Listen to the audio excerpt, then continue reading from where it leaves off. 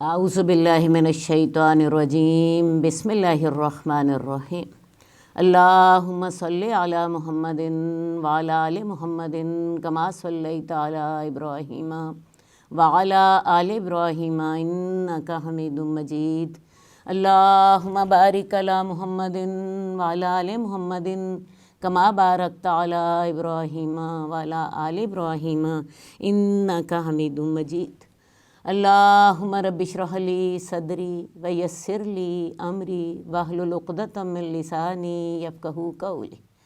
عزیز ناظرین السلام علیکم۔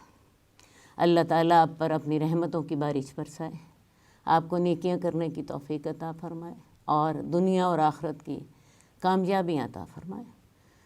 ہم اپنے کورس سیرت النبی کی چھاؤں میں چند لمحے کے سلسلے میں آج اگلی کلاس جو ہیں اسے انشاءاللہ آج سنیں گے۔ پچھلی کلاسز میں ہم نے ایک بات بڑی اچھی طرح سمجھ لی تھی کہ غزوہ احد میں جو مسلمانوں کا نقصان ہوا تھا اس کے اثرات بڑی دور تک گئے، خاص طور پہ جو واقعہ رجی تھا اور بیر معونہ کا جو واقعہ تھا جو سفر 4 میں ہوئے تھے، انہوں نے مسلمانوں کو بہت نقصان پہنچایا۔ رسول اللہ صلی اللہ علیہ وسلم نے بعد میں بہت سی برموقع کاروائیاں کی جن کے ساتھ مسلمانوں کا جو امیج غزوہ بدر کے بعد بنا تھا اور جو رعب اور ہیبت طاری ہوئی تھی وہ کسی حد تک بحال ہو گئی۔ غزوہ بنو نذیر میں رسول اللہ صلی اللہ علیہ وسلم نے بہت مشکلات کے باوجود بڑا جرأت مندانہ قدم اٹھایا اور یہودیوں کو ان کے قلعے سے نکال دیا۔ اس کے بعد غزوہ نجد میں بھی آپ کو کامیابی نصیب ہوئی۔ غزوہ بدر دوم میں کفار کا جو رعب تھا وہ خود بخود خاک میں مل گیا، کیونکہ ابو سفیان نے خود اس غزوے کا چیلنج دیا تھا، خود اس جنگ کا چیلنج دیا تھا، لیکن اللہ نے اس کے دل میں ایسی ہیبت اور ایسا رعب ڈال دیا کہ وہ خود ہی بدر کے مقام پر نہ پہنچا۔ رسول اللہ صلی اللہ علیہ وسلم اس کا 8 دن تک انتظار کرتے رہے اور آپ اس حال میں مدینہ آئے کہ کفار کی عزت خاک میں مل چکے تھے۔ اس کے بعد پھر غزوہ دومۃ الجندل میں مدینے کے شمال تک آپ نے جو بدو تھے ان پر اپنی ہیبت بٹھا دی۔ تو لہٰذا اس وقت جب آج ہم پڑھ رہے ہیں حالات مسلمانوں کے قابو میں تھے، لیکن مصیبت یہ تھی کہ قریش جو کہ غزوہ بدر دوم میں جب وہ بدر کے میدان میں نہ پہنچ سکے تو ان کو یہ بڑا سخت احساس تھا کہ ہماری ہوا اکھڑ چکی ہے۔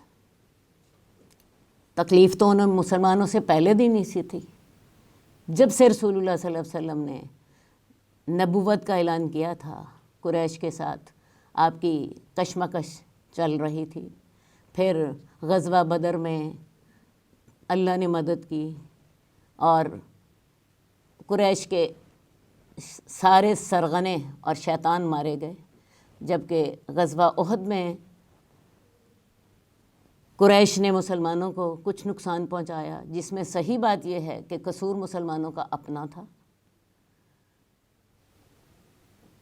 اب قریش کو یہ اندر ہی اندر تکلیف ہو رہی تھی کہ ہم جو غزوہ بدر دوم میں لڑائی کی جگہ پہ نہیں پہنچ سکے، کسی طرح ہم حالات کو تبدیل کر لیں اور اپنی شہرت جو ہے اور عزت کو بحال کریں۔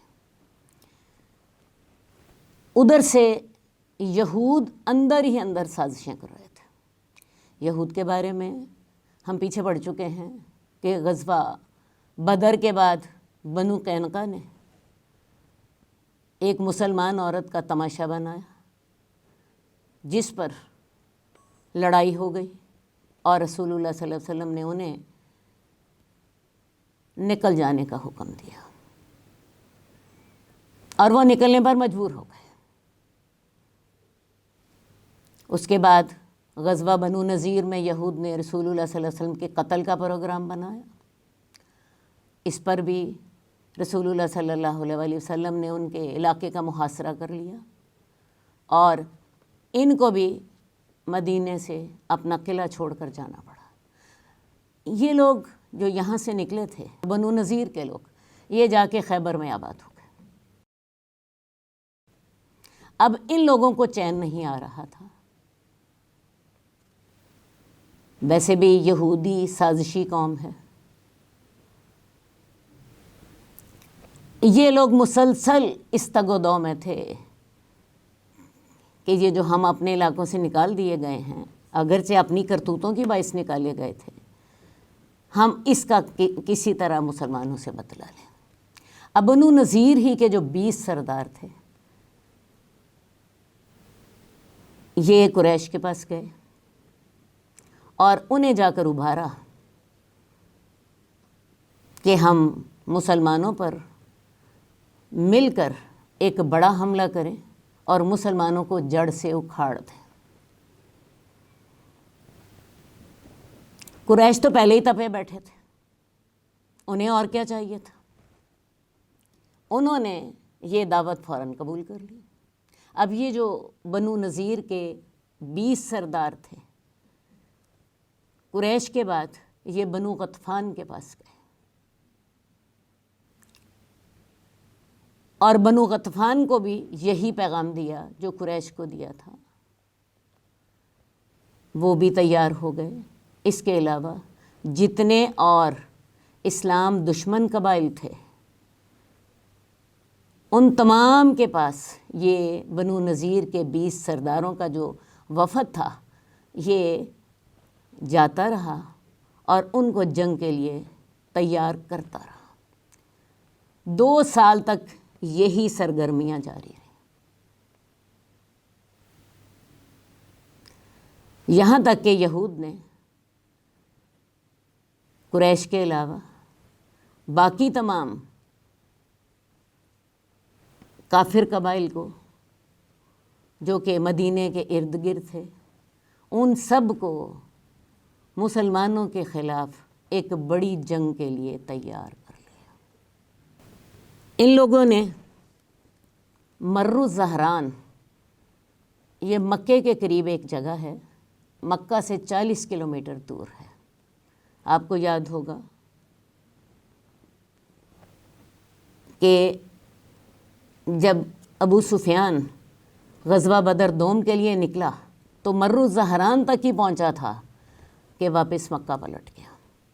یہ وہی جگہ ہے۔ تو ان تمام قبائل نے مر الزہران جو ہے، یہ جگہ مقرر کی تھی جہاں پہ تمام قبائل اکٹھے ہوں گے اور یہاں سے مل کے مدینہ پر حملہ کرنے کے لیے چلیں گے۔ مکے سے قریش کا لشکر نکلا، جس میں بنو سلیم کے لوگ بھی تھے اور قریش کے ارد گرد کے لوگ بھی تھے۔ ان کی تعداد 4000 تھی، اور یہ ابو سفیان کی قیادت میں نکلے تھے۔ ادھر سے نجد کے علاقے سے کچھ قبائل آ گئے، بنو غطفان کے قبائل آ گئے، اور یہ سارے آ کے مر الزہران کے مقام پر اکٹھے ہو گئے۔ ان کا لشکر 6000 کا تھا۔ اب یہ کل لشکر 10,000 کا ہو گیا، اور ان سب کی قیادت ابو سفیان کے ہاتھ میں تھی۔ میں آپ کو پہلے بھی بتا چکی ہوں کہ رسول اللہ صلی اللہ علیہ وسلم کی انٹیلیجنس بڑی متحرک تھی۔ آپ کو بڑی جلدی خبریں مل جایا کرتی تھیں۔ جو ہی یہ لشکر جو ہے یہ مکہ سے چلا، رسول اللہ صلی اللہ علیہ وسلم کے مخبروں نے آپ کو اس کی تمام تفصیل پہنچا دی۔ اب یہ جو 10,000 کا لشکر ہے، یہ اتنا بڑا لشکر تھا کہ مدینے کی تمام آبادی بھی 10,000 نہ تھی۔ اس میں لڑنے والے مرد تو علیحدہ کر دیں، عورتیں اور بچے بھی ملا لیے جاتے تو تب بھی مدینے کے باشندوں کی تعداد 10,000 سے کم ہی تھی۔ رسول اللہ صلی اللہ علیہ وسلم تک جب یہ خبر پہنچی، آپ نے مجلس شورا بلائی۔ اب کیا کریں، اتنا بڑا لشکر، تمام دنیا مسلمانوں کے خلاف اکٹھی ہو کے مدینہ پر حملہ آور ہونے کے لیے آ رہی ہے۔ خیر جی، اس وقت سلمان فارسی رضی اللہ تعالیٰ عنہ نے رسول اللہ صلی اللہ علیہ وسلم کو مشورہ دیا کہ یا رسول اللہ، جب ہمارے ہاں ایسی کوئی صورتحال پیش آتی تھی تو ہم اپنے سامنے خندق کھود لیا کرتے تھے۔ رسول اللہ صلی اللہ علیہ وسلم کو ان کا مشورہ پسند آیا، آپ نے ان کا مشورہ جو تھا قبول کر لیا اور خندق کھودنے کا حکم دیا۔ اس سے پہلے کہ میں خندق کھودنے کا ذکر کروں، میں آپ کو تھوڑا سا بیک گراؤنڈ بتاتی چلی جاؤں۔ مدینہ وہ دو طرف سے کالے پہاڑوں میں گھرا ہوا ہے، دائیں طرف سے بھی بائیں طرف سے بھی، لہٰذا مدینے پر نہ دائیں طرف سے حملہ ہو سکتا تھا نہ بائیں طرف سے۔ جو مدینے کی جو جنوب کی سائڈ تھی، وہاں کھجوروں کے باغات تھے، لوگوں کے مکانات تھے، اور وہ اس طرح باہم گتھے ہوئے تھے کہ وہاں سے کوئی لشکر حملہ کرنے کے لیے نہ آ سکتا تھا۔ لہٰذا اب یوں سمجھ لیجئے کہ مسلمانوں کی دائیں طرف بھی محفوظ ہے کالے پہاڑ کی وجہ سے، بائیں طرف بھی محفوظ ہے، بیک کھجوروں کے باغات کی وجہ سے محفوظ تھی۔ سامنے والا حصہ جو شمال کا حصہ تھا، یہ والا حصہ جو تھا یہ کھلا تھا اور ادھر ہی سے حملے کا امکان تھا۔ رسول اللہ صلی اللہ علیہ وسلم نے کیا فیصلہ کیا کہ وہی جو دو کالے پہاڑ تھے، ان دونوں کے درمیان میں جو جگہ تھی، اس میں خندق کھودنے کا فیصلہ کر لیا۔ یہ خندق 12 فٹ چوڑی تھی تاکہ کوئی گھڑ سوار بھی اس پہ چھلانگ نہ لگا سکے، 15 فٹ گہری تھی تاکہ کوئی اندر گر جائے تو باہر نہ نکل سکے، 3.5 میل لمبی تھی، اور مشکل یہ تھی کہ ادھر سے کفار کا لشکر چل پڑا ہے، وقت بڑا تھوڑا تھا، کام بہت لمبا تھا، اور سب سے بڑی بات یہ کہ یہ جو خندق کھودنی تھی یہ زمین پتھریلی تھی۔ یہ نہ سمجھ لیجئے کہ وہ کوئی پاکستان کی سرزمین تھی یا کسی میدانی علاقے کی زمین تھی جس کو بڑے آسانی سے کھودا جا سکتا ہے۔ اس میں چٹانیں تھیں، اس میں پہاڑ تھے، اسے کھودنا آسان کام نہیں تھا، اور پھر اتنا گہرا اور اتنا چوڑا کھودنا آسان کام نہیں تھا۔ رسول اللہ صلی اللہ علیہ وسلم نے بڑی مہارت کے ساتھ، بڑی حکمت کے ساتھ 3,000 لوگوں میں یہ کام تقسیم کر دیا۔ ہر 10 آدمیوں کی یہ ذمہ داری لگائی کہ وہ 20 گز یا 40 ہاتھ خندق کھودیں گے۔ ایک ہاتھ جو ہے وہ انگلیوں سے لے کے کوہنی تک ہوتا ہے، تو 2 ہاتھ مل کر 1 میٹر یا 1 گز سے تھوڑا سا زیادہ ہوتا ہے۔ تو رسول اللہ صلی اللہ علیہ وسلم نے ہر 10 آدمیوں کی یہ ڈیوٹی لگائی کہ وہ 40 ہاتھ یا 20 میٹر خندق کھودنے کے پابند ہیں۔ اب یہ رسول اللہ صلی اللہ علیہ وسلم نے ڈیوٹی لگا دی، ادھر سے کفار کا لشکر چلا آ رہا ہے، لازماً کفار کے آنے سے پہلے ہی اس اہم کام کو ختم کیا جانا چاہیے تھا۔ مسلمانوں نے دن رات لگا کے سخت مشقت کے ساتھ اس خندق کو 6 دنوں میں مکمل کیا۔ مکہ سے لے کے مدینے تک کا فاصلہ 8 دنوں کا ہے۔ آپ کو یاد ہوگا کہ رسول اللہ صلی اللہ علیہ وسلم نے جب ہجرت کا سفر کیا ہے اس میں بھی 8 دن لگے تھے۔ ویسے بھی عام طور پر مکے سے مدینے کا سفر 8 دنوں کا ہے۔ تو مسلمانوں نے یہ خندق کفار کے آنے سے پہلے مکمل کر لی اور اس میں مسلمانوں کے 6 دن لگے۔ میں دوبارہ آپ کو یاد دلانا چاہوں گی کہ یہ خندق کھودنا اتنا آسان کام نہیں تھا۔ خندق 12 فٹ چوڑی تھی، 15 فٹ گہری تھی اور 3.5 میل لمبی تھی اور پتھریلا علاقہ تھا۔ موسم سخت سردی کا تھا، بھوک تنگ کرتی تھی، مسلمان بھوک کا شکار بھی تھے اور آپ کو علم ہے کہ سردی میں بھوک لگتی بھی زیادہ ہے، انتہائی سردی کا زمانہ تھا۔ تو یہ جب مسلمانوں نے خندق کھودی تو اللہ تعالیٰ کی طرف سے معجزے بھی ظاہر ہوئے۔ ان معجزوں کا میں ذکر ابھی آگے چل کے کرتی ہوں۔ اتنا ضرور آپ کو بتانا چاہوں گی کہ صحابہ نے رسول اللہ صلی اللہ علیہ وسلم سے شکایت کی، یا رسول اللہ ہم بھوکے ہیں، ہمارے پیٹوں پر پتھر بندھے۔ اللہ کے رسول صلی اللہ علیہ وسلم نے اپنی قمیص اٹھا کے دکھائی، آپ کے پیٹ پر 2 پتھر بندھے تھے۔ آپ اس خندق کے کھودنے میں صحابہ کے ساتھ تھے، سارے کام کی خود نگرانی کر رہے تھے۔ جہاں کوئی مشکل مرحلہ آتا تو رسول اللہ صلی اللہ علیہ وسلم آگے بڑھ کر خود اس میں حصہ لیتے۔ صحابہ یہ خندق کھودتے وقت یہ اشعار پڑھ رہے تھے، اللہم لا عیش الا عیش الآخرہ، اور پھر رسول اللہ صلی اللہ علیہ وسلم انہیں جواب دیتے، فاغفر للانصار والمہاجر۔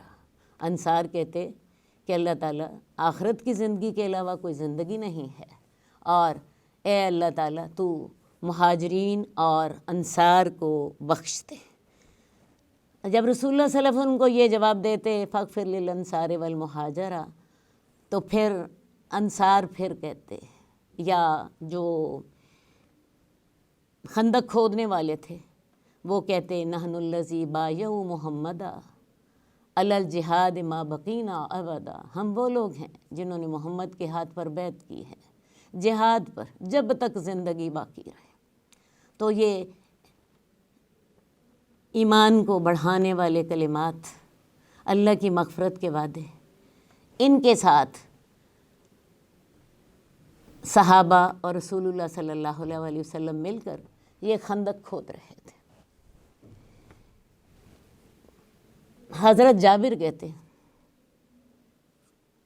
کہ صحابہ نے رسول اللہ صلی اللہ علیہ وسلم سے شکایت کی کہ یا رسول اللہ فلاں جگہ پہ ہم سے فلاں چٹان نہیں توڑی جا رہی۔ رسول اللہ صلی اللہ علیہ وسلم آگے بڑھے، آپ نے فرمایا میں اسے توڑتا ہوں۔ اور حضرت جابر کہتے ہیں 3 دن ہو گئے تھے ہم نے کچھ چکھا بھی نہ تھا۔ میں آپ کو ضرور توجہ دلانا چاہوں گی، اتنا مشکل مرحلہ، ساری دنیا مسلمانوں پہ ٹوٹ پڑنے کو تیار ہے، سخت سردی ہے، بہت بڑا ٹارگٹ سامنے ہے، اور حال یہ ہے کہ 3 دن سے کچھ چکھا نہیں ہے اور جانیں قربان کرنے کو تیار، دن رات محنت کر رہے ہیں۔ ذرا یہاں ٹھہر کر سوچئے، ہم مسلمانوں کی زندگی آج کیسی ہے؟ دنیا جہان کی نعمتیں ہمارے پاس ہیں، دنیا جہان کی آسائشیں ہمارے ساتھ ہیں، کیا ہم بھی اس طرح کی قربانی کا کبھی سوچ بھی سکتے ہیں؟ حضرت جابر کہتے ہیں کہ ہم نے 3 دنوں سے کچھ بھی چکھا نہیں تھا۔ رسول اللہ صلی اللہ علیہ وسلم آگے بڑھے۔ میں پہلے آپ کو بتا چکی ہوں کہ اگر صحابہ کے پیٹ پہ 1 پتھر بندھا ہوتا تھا تو اللہ کے رسول کے پیٹ پہ 2 پتھر بندھے ہوتے تھے۔ رسول اللہ صلی اللہ علیہ وسلم آگے بڑھے، آپ نے کدال پکڑی، چٹان کو ماری۔ پہلی دفعہ جب چٹان کو ماری تو وہ اس میں سے چنگاریاں پھوٹی۔ رسول اللہ صلی اللہ علیہ وسلم نے فرمایا کہ مجھے ملک شام کی چابیاں دے دی گئیں، میں ان کے سرخ محلات کو دیکھ رہا ہوں۔ پھر آپ نے دوسری دفعہ کدال ماری، اس کی چنگاریوں کی روشنی میں آپ نے فرمایا مجھے ملک فارس کی چابیاں دی گئیں۔ اس دور میں روم اور ایران یہی دو سپر پاورز تھیں۔ آپ نے فرمایا کہ مجھے ایران کی چابیاں مجھے دی گئی اور میں مدائن کے سفید محلات دیکھ رہا ہوں۔ تیسری دفعہ آپ نے کدال ماری تو آپ نے فرمایا کہ مجھے یمن کی چابیاں دی گئیں۔ میں اس جگہ سے صنعاء کے محلات کو دیکھ رہا ہوں۔ صنعاء یمن کا دارالخلافہ تھا۔ تو یہ رسول اللہ صلی اللہ علیہ وسلم اس مشکل وقت میں صحابہ کو ساتھ خوشخبریاں بھی دے رہے تھے، روم کی، ایران کی اور یمن کی فتح کی۔ اور حال جو تھا وہ میں آپ کو پہلے بتا چکی ہوں۔ اس انتہائی سخت آزمائش کے وقت میں اللہ تعالیٰ نے کچھ اپنے معجزات بھی دکھائے۔ وہی جابر بن عبداللہ جن کی بات میں نے آپ کو بتائی ہے کہ وہ کہتے ہیں کہ ہم 3 دنوں سے بھوکے تھے، ہم نے کچھ بھی نہ چکھا تھا۔ انہی کی روایت ہے کہ یہ اپنے گھر گئے، اپنی بیوی سے کہنے لگے میں نے رسول اللہ صلی اللہ علیہ وسلم کو سخت بھوک کی حالت میں دیکھا ہے۔ رسول اللہ صلی اللہ علیہ وسلم کا پیٹ سے چپک گیا تھا۔ ہمارے لوگوں کی تو اتنی بڑی بڑی توندیں ہوتی، کھا کھا کے مرتے ہیں، لیکن صحابہ کا کیا حال تھا؟ اللہ کے رسول کی آواز سے پتہ چل رہا تھا کہ آپ بھوک کا شکار ہیں۔ تو یہ جابر بن عبداللہ اپنے گھر گئے، اپنی بیوی سے کہنے لگے کہ میں نے رسول اللہ صلی اللہ علیہ وسلم کی آواز میں بھوک محسوس کی، گھر میں کچھ کھانے کو ہے؟ وہ کہنے لگی میں لاتی ہوں۔ ایک تھیلا لائی جس میں 1 سا جو تھے۔ سا جو ہے 2.5 کلو کے برابر ہوتا ہے۔ اب یوں سمجھ لیجئے کوئی 10-12 لوگوں کا کھانا، 10-12 لوگوں کی روٹیاں اس میں سے پک جائیں گی۔ گھر میں ایک بکری تھی۔ حضرت جابر کہتے ہیں کہ میں نے بکری کو ذبح کیا، اس کو کاٹ کر اس کی بوٹیاں کی اور میں نے ہانڈی چولہے پہ رکھ دی۔ میری بیوی نے جو پیسے، آٹا گوندا اور میں رسول اللہ صلی اللہ علیہ وسلم کے پاس چل دیا۔ میری بیوی نے مجھے کہا زیادہ لوگ نہ لانا، ایسا نہ ہو کہ اللہ کے رسول صلی اللہ علیہ وسلم کے سامنے مجھے شرمندگی ہو۔ خیر جی، انہوں نے چپکے سے جا کے رسول اللہ صلی اللہ علیہ وسلم کو جا کر کہا کہ یا رسول اللہ، ہمارے پاس 1 سا آٹا ہے اور ایک بکری ہے جس کو ہم نے ذبح کر کے کھانا بنایا ہے، تو یا رسول اللہ آپ کھانا کھانے کے لیے آ جائیے۔ ان کا یہ سارا کچھ بتانے کا مقصد یہ تھا کہ رسول اللہ صلی اللہ علیہ وسلم خود ہی اندازہ کر لیں گے، کوئی 8-10 صحابہ کو لے کے ساتھ آ جائیں گے۔ لیکن اللہ کے رسول سے یہ برداشت نہیں ہوا کہ میں تو کھانا کھاؤں اور میرے صحابہ بھوکے رہیں۔ آواز لگا دی، آؤ آؤ، جابر نے ہمارے لیے کھانا تیار کیا۔ تمام صحابہ چل پڑے۔ حضرت جابر اپنے گھر کے لیے چلے گئے۔ رسول اللہ صلی اللہ علیہ وسلم نے انہیں اتنی بات کہی کہ میرے آنے تک تم کچھ بھی نہ کرنا۔ خیر جی، حضرت جابر جو ہیں یہ پہلے گھر پہنچ گئے، جا کے بیوی کو بتایا۔ بیوی نے وہی بات کہ میں نے تمہیں کہا بھی تھا کہ زیادہ لوگ نہ لانا، مجھے شرمندگی نہ ہو، لیکن صحابہ کی اتنی کثیر تعداد دیکھ کر وہ رہ نہ سکے۔ رسول اللہ صلی اللہ علیہ وسلم تشریف لائے۔ آپ نے کہا کہ سالن کدھر ہے؟ آپ کے پاس لایا گیا۔ آپ نے اس میں اپنا لعاب دہن تھوکا، برکت کی دعا کی۔ آپ نے آٹا دیکھا، اس میں بھی اپنا لعاب دہن ڈالا اور برکت کی دعا کی، اور حضرت جابر کی بیوی سے کہا اپنے ساتھ ایک روٹی پکانے والی کو اور بھی ملا لو۔ اور روٹیاں پکانا شروع کر دو۔ سالن کے بارے میں ایک ہدایت دی کہ سارا سالن اکٹھا نہ ڈیلنا، پیالوں میں بھر بھر کے اس کو دیتے جاؤ۔ خیر جی، صحابہ آتے گئے، کھاتے گئے، یہاں تک کہ حضرت جابر کہتے ہیں کہ 1000 لوگوں نے کھانا کھایا، 1000 لوگوں نے کھانا کھایا، اور ہماری ہنڈیاں ابھی تک ابل رہی تھی اور آٹے سے روٹیاں ابھی تک پک رہی تھیں۔ تو اللہ ایسے معجزے بھی دکھاتے تھے جس سے مسلمانوں کے یقین اور ایمان میں اضافہ ہو جاتا تھا، اور دل امید سے بھر جاتے تھے کہ اللہ کی مدد ہمارے ساتھ ہے۔ حضرت نعمان بن بشیر کی بہن جو ہیں، انہوں نے مٹھی بھر کھجوریں لیں، یہ اپنے بھائی اور ماموں کے لیے لائی تھیں۔ رسول اللہ صلی اللہ علیہ وسلم نے ان سے کھجوریں لے لیں اور انہیں ایک کپڑے پر بکھیر دیا۔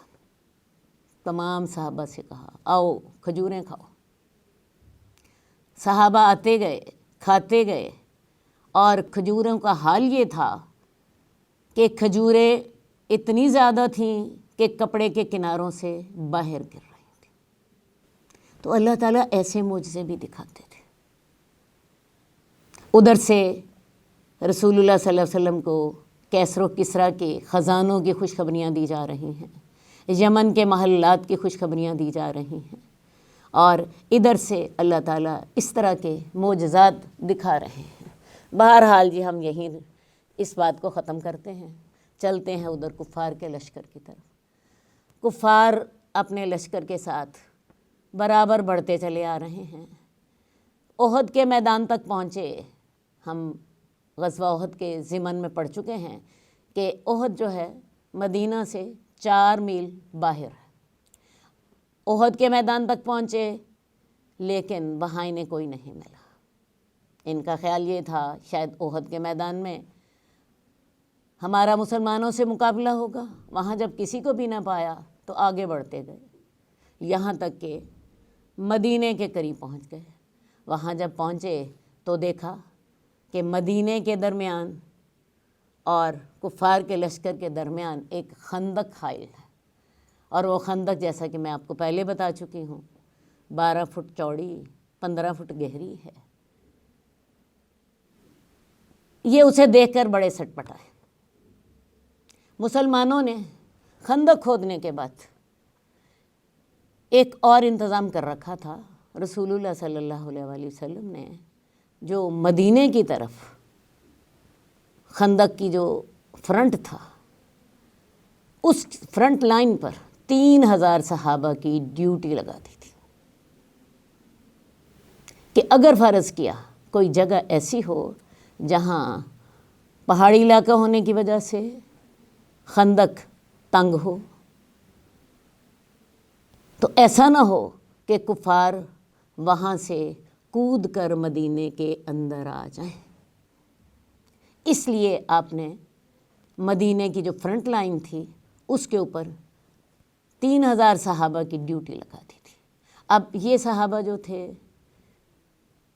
انہوں نے جب کفار کے لشکر کو آتے ہوئے دیکھا، انہوں نے تیر اندازی شروع کر دی۔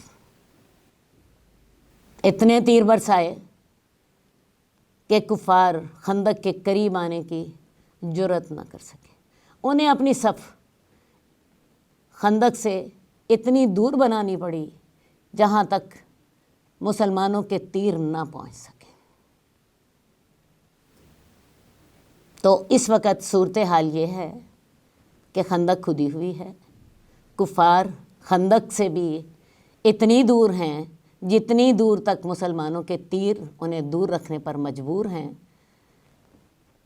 اور مسلمان خندق کے اوپر 24 گھنٹے پہرا دے رہے ہیں۔ کفار بڑا تل ملائے، انہیں ایسی صورتحال دیکھنے کی عادت نہ تھی۔ ان کا طریقہ یہ تھا، آئے، لڑائی کی، 1-2 دن میں معاملہ ختم ہو گیا، 1-2 دن میں اپنا ساز و سامان سمیٹا اور چلے گئے۔ اب یہاں حال یہ ہے کہ کڑاکے کی سردی ہے، 10,000 کا لشکر ہے اور کچھ پتہ نہیں کہ لڑائی کا انجام کیا ہوگا۔ کچھ دن جب گزر گئے، کفار کو بڑا طیش آیا۔ قریشی کے کچھ لوگ یہ اپنے گھوڑے دوڑاتے ہوئے نکل گئے، ان میں اکرمہ بن ابو جہل بھی تھا، ان میں زرار بن خطاب بھی تھے، حضرت عمر کے بھائی، اور ان میں عمر بن عبد ود بھی تھا۔ یہ عمر بن عبد ود جو ہے یہ 1000 پہلوانوں کے برابر مانا جاتا تھا۔ یہ لوگ اپنے گھوڑوں کے پر سوار اپنے صفوں سے نکلے اور انہوں نے ایک تنگ جگہ پر خندق کو عبور کر لیا۔ مسلمان ان کا استقبال کرنے کے لیے تیار کھڑے تھے۔ عمر بن عبد ود نے مبارزت کے لیے للکارا، کون ہے جو میرا مقابلہ کرے؟ حضرت علی آگے بڑھے اور اسے ایسا کاری زخم لگایا کہ وہ ختم ہو گیا۔ وہی جو 1000 پہلوانوں کے برابر مانا جاتا تھا، عمر بن عبد ود، اس کی لاش خندق کے اندر گر پڑی۔ کفار نے جب یہ حال دیکھا، واپس بھاگے اپنی صفوں کی طرف۔ بعد میں کفار نے 10,000 درہم بھیجے، عمر بن عبد ود کی لاش ہمیں دے دی جائے، تو رسول اللہ صلی اللہ علیہ وسلم نے لاش دینے کا حکم دیا، اور ساتھ ہی آپ نے فرمایا ہم مردوں کی قیمت نہیں لیتے۔ اب اس طرح کے درمیان میں کبھی کبھار جھڑپیں ہوتی رہیں، یہاں تک کہ حدیث میں آتا ہے کہ رسول اللہ صلی اللہ علیہ وسلم کی نماز عصر ضائع ہو گئی۔ رسول اللہ صلی اللہ علیہ وآلہ وسلم نے ان کے لیے بد دعا کی، اللہ ان کے گھروں کو اور ان کی قبروں کو آگ سے بھر دے، انہوں نے ہماری نماز عصر ضائع کر دی۔ اور ایسا ایک سے زیادہ دفعہ ہوا۔ بہرحال 25 دن گزر گئے،